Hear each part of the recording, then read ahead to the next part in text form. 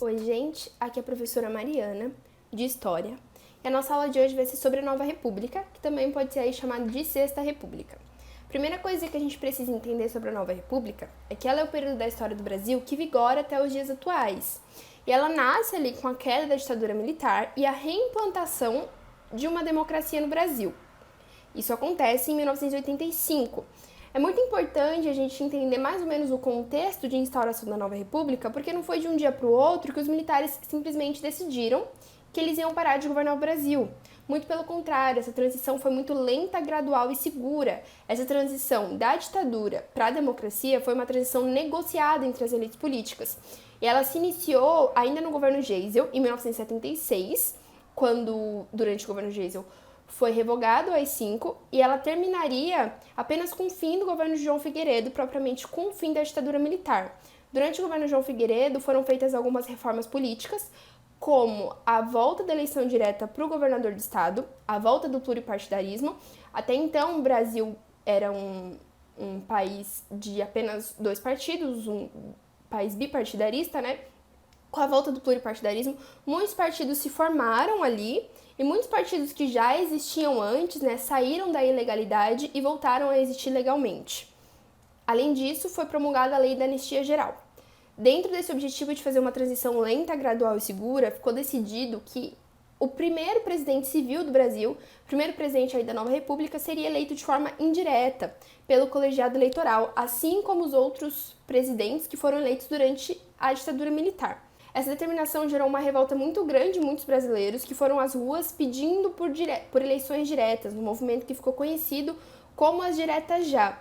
O movimento Direta Já começou ali em 1983, foi até 1984, chegou a ser feito um projeto de lei e levado à Câmara, mas o projeto foi vetado e, de fato, as eleições ocorreram de forma indireta pelo colegiado eleitoral. Concorreram aí a essas eleições de 1984 o candidato Tancredo Neves, do PMDB, e o candidato Paulo Maluf, do PSD. Tancredo Neves fez ali algumas alianças políticas, o que acabou trazendo José Sarney como vice na sua chapa. Tancredo e Sarney ganham as eleições e Tancredo deveria tomar posse aí como presidente do Brasil em 15 de março de 85, mas ele acaba morrendo às vésperas da posse. E o José Sarney se torna aí o primeiro presidente civil do Brasil, uma vez que ele era vice aí do Tancredo. José Sarney vai governar o Brasil durante os anos de 1985 até 1990. É importante a gente entender que, no contexto de instauração do governo Sarney, havia uma grave crise econômica no Brasil, uma crise de hiperinflação. Então, o governo Sarney, junto aos seus ministros, né, o presidente junto aos seus ministros, vão tentar, por meio de vários planos econômicos, tirar o Brasil dessa crise. O primeiro desses planos é o Plano Cruzado, de 1986, que institui uma troca de moeda, que até então era o cruzeiro, a moeda brasileira, e com o Plano Cruzado passa a ser o cruzado. A ideia é que essa nova moeda valesse mais, né? E para isso o governo corta o seu orçamento em 10% e institui o congelamento dos preços, dos salários e dos aluguéis por um ano. O congelamento dos preços foi uma medida aceita de forma positiva pela população, uma vez que um grande problema que tinha naquela época era que você ia no mercado um dia, o preço dos produtos, do arroz, do feijão, estava X, e você voltava no mercado um outro dia, o preço desse mesmo produto tinha subido a 2, 3 vezes aquele preço. Então, o aumento dos preços ocorria de forma muito constante em um curto período de tempo. O congelamento dos preços foi, então, uma medida aceita muito positivamente pela população. Surgiram aí a figura dos fiscais do Sarney, que eram aqueles consumidores que ficavam de olho nos comerciantes para ver se eles estavam, de fato, seguindo o congelamento dos preços. Apesar de ter sido uma boa medida para a população, o congelamento dos preços não agradou muito ali aos comerciantes, os empresários e os produtores, que não puderam alterar o valor de seus produtos. O Plano Cruzado instalou uma crise de desabastecimento no Brasil, uma vez que a demanda aumentou muito, muitas pessoas comprando as coisas para estocar, enfim, uma vez que os preços estavam congelados, e tudo isso gerou uma crise de desabastecimento. Ainda em 86, o governo lança um novo plano, o Plano Cruzado 2, que descongela os preços. A inflação, depois desse descongelamento dos preços, sobe a valores exorbitantes, assim, muito grandes. ou seja, o Brasil se afunda mais na crise econômica. Em janeiro de 87, acaba declarando moratória, que é mais ou menos quando um país tem uma dívida externa com outros países, vira para esses outros países, os quais ele deve, e fala assim, ó, galera, não vou conseguir pagar vocês agora, vamos esperar um pouquinho. É mais ou menos isso que o Brasil faz. Em junho de 87, o governo lança aí um novo Plano Bresser, que leva o nome do ministro Luiz Carlos Bresser. E o Plano Bresser, ele instituiu um novo congelamento dos preços, dessa vez por 60 dias, e ele até conseguiu conter a inflação por no máximo 2 meses, mas depois disso a inflação subiu novamente. O governo fez uma quarta tentativa com o Plano Verão, em 89. O Plano Verão trazia uma nova troca de moeda, que até então era o cruzado, e com o Plano Verão passou a ser o cruzado novo. O plano trazia algumas modificações no regimento da poupança e um novo congelamento dos preços. O fato é que, após a instauração desses 4 planos e o fracasso de todos eles, a década de 80 foi considerada uma década perdida para a economia no Brasil. Em contrapartida, o governo deixou uma marca positiva, que foi a promulgação da Constituição de 1988, que começou a ser escrita lá em 87, já pela Assembleia Constituinte, formada de deputados e de senadores, e foi promulgada de fato em 88. Algumas novidades da Constituição é que ela trazia pela primeira vez algumas premissas sobre o meio ambiente e os direitos dos povos indígenas e quilombolas, né? Aparece ali a demarcação das terras indígenas, dos povos originários e dos quilombolas. Além disso, a Constituição institui o racismo e a tortura como crimes infinanciáveis e institui uma série de direitos aí, direitos universais, sem distinção de cor, de raça, de sexo, de idade, enfim. Com o governo Sarney chegando ao fim, em 1989 foram feitas novas eleições diretas e muito importantes aí na democracia brasileira, uma vez que depois de quase 20 anos de eleições indiretas, a população voltava às urnas para escolher o seu presidente. Inclusive, muitas dessas pessoas que votaram em 89 estavam votando para presidente pela primeira vez. Fernando Collor de Mello vence as eleições de 89, que foram levadas ao segundo turno. Ele vence as eleições contra o candidato do PT, Luiz Inácio Lula da Silva. Fernando Collor de Mello, que era do PRN, e seu vice Itamar Franco, então, vão governar o Brasil de 1990 até 94.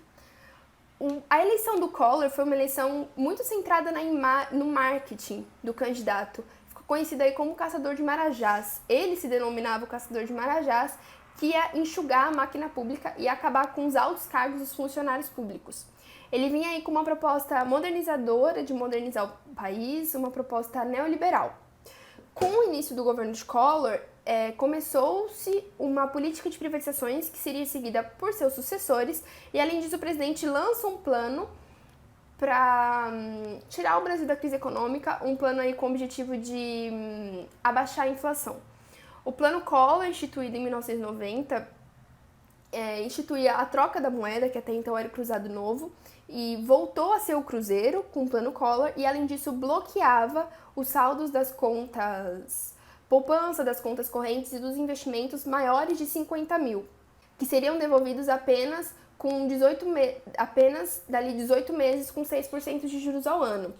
Essa medida desagradou em muito a população brasileira, que ficou muito descontente aí com o presidente, porque imagina, você tá tranquilo na sua casa e de repente o saldo da sua conta é bloqueado, você não tem como mexer e ninguém te perguntou se você queria que o seu saldo fosse bloqueado. Então se iniciava ali uma crise política. Soma-se a isso as diversas denúncias de corrupção que o presidente estava recebendo. E ele recebe uma denúncia inclusive do seu próprio irmão, Pedro Collor. E nesse contexto aí da crise política, diversas denúncias, somado à descontentação da população com o plano Collor, muitas pessoas vão às ruas pedindo o impeachment do presidente, num movimento que ficou conhecido como os Caras Pintadas. Um movimento formado aí pela maioria de estudantes. E o impeachment do presidente de fato acontece em finais de 1992. E com a queda de Fernando Collor, quem toma posse e se torna aí o próximo presidente do Brasil é o seu vice Itamar Franco, que vai governar aí mais ou menos durante 2 anos. Itamar continua a política de privatizações de Collor, privatiza a CSN, feita lá por Getúlio Vargas, e privatiza a Embraer. Além disso, durante o governo Itamar é feito um plebiscito em que as pessoas vão às urnas, mas votar pela continuidade do sistema, né? As pessoas tiveram que escolher entre monarquia ou república, ou presidencialismo e parlamentarismo. Foram duas votações aí diferentes. Venceu esse plebiscito a república presidencialista. Além disso, o governo de Itamar Franco é muito marcado pelo Plano Real. Dentro desse objetivo de tirar o Brasil da crise econômica, o presidente convida aí para o ministro da Fazenda, Fernando Henrique Cardoso, que era um estudioso formado pela USP, com o objetivo de vencer a alta inflação do Brasil. O ministro Fernando Henrique Cardoso, então, cria o Plano Real, que começa a vigorar em março de 1994, e ele cria o URV ali, que é a Unidade Real de Valor, que era um tipo de moeda que tinha o seu preço corrigido todos os dias. A URV fica em circulação por uns 4 meses, até que em julho de 94 o real de fato entra em circulação. A ideia do real é que ele fosse uma moeda equiparável ao dólar, ou seja, R$1 equivaleria a $1. O plano obteve muito sucesso, o nome do ministro se tornou um nome muito popular, inclusive Fernando Henrique Cardoso deixa o cargo de ministro para concorrer às eleições de 94. Ganha as eleições em primeiro turno, seu principal oponente é o candidato Lula do PT. Fernando Henrique Cardoso, que foi candidato pelo PSDB, vai governar o Brasil durante 2 mandatos consecutivos, entre 1995 e vai até 2002. Ele se reelege ali em 98, com um contexto de crise internacional, mas o fato é que durante todo o período de governo Fernando Henrique, a economia brasileira fica estável e a inflação fica controlada, muito diferente daquela conjuntura de crise que o país vinha enfrentando até então. Além disso, as exportações são facilitadas. O governo de Fernando Henrique é muito marcado pela continuação das políticas de privatização. O presidente é responsável por leiloar a Vale do Rio Doce, que hoje é só Vale, responsável pelas reservas minerais, e o presidente também privatiza a Telebrás, empresa de telecomunicações brasileira, e a privatização da Telebrás é até hoje considerada a maior privatização do Brasil. Apesar do serviço da Telebrás ter, de certa forma, melhorado com a sua privatização, o preço desse serviço ficou muito caro e inacessível a muitas pessoas.